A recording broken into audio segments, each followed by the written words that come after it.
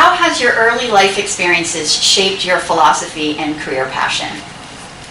I've had two great mentors in my career. The first was my high school biology teacher, where she got me interested in the life sciences, and second was a boss that I had really early on in my career, and he showed me the business side of life sciences. My biology teacher, she was really passionate about what she did, and she was also very strict. She'd come from pharma, and so she knew what it was going to take for us as her students to succeed.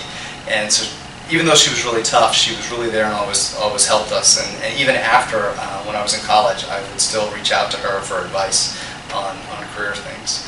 My boss that I worked with after my second job, he was a great coach, and he actually really showed me the mechanics of P&L and actually strategy and actually working on the financial side of the business.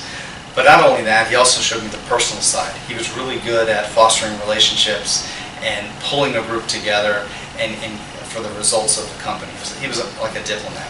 One of the things he had shared with me as well was the fact that business is and the world is going to constantly change, and you really need to be flexible and aware of how those changes are happening if you want to be successful going forward. How has your experience with prominent multicultural life sciences companies shaped the way you conduct business? Business is really all about relationships and people. When I was working on a very large global CRM project for one of my companies, I was involved with working with people from all different functions within the company and different cultural backgrounds.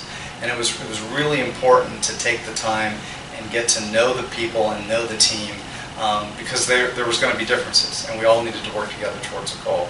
And by doing that, you actually get a chance to pull the people together, and they realize where everyone's coming from and what they actually can contribute together from the different functions that they're in, and appreciate the requirements of the other functions as well too.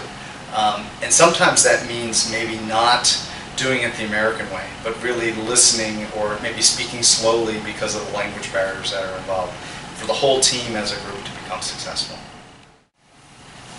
What is the secret to executing on strategic plans during post-merger integrations?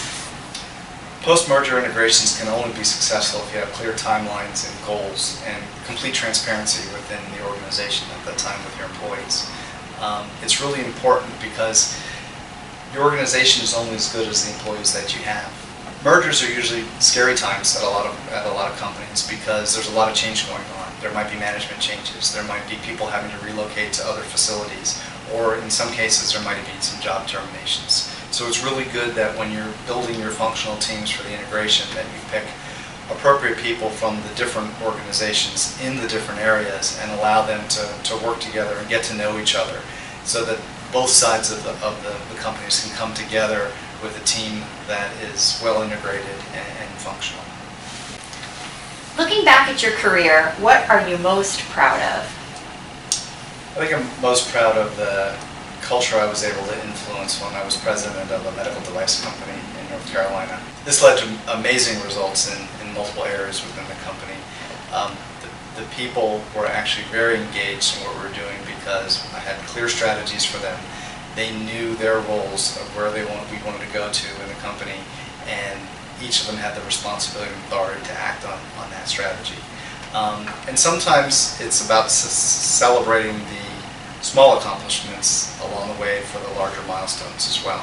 And we did that. And I encouraged that throughout my leadership team.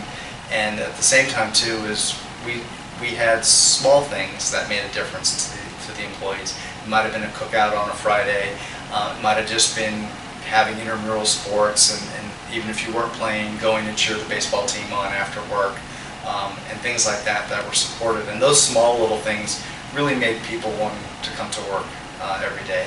And because of that, it really allowed us that when we had to ask a little bit more of our employees, whether it be at the end of a quarter or at the end of the month, they were all willing to pitch in and help and make the whole company successful.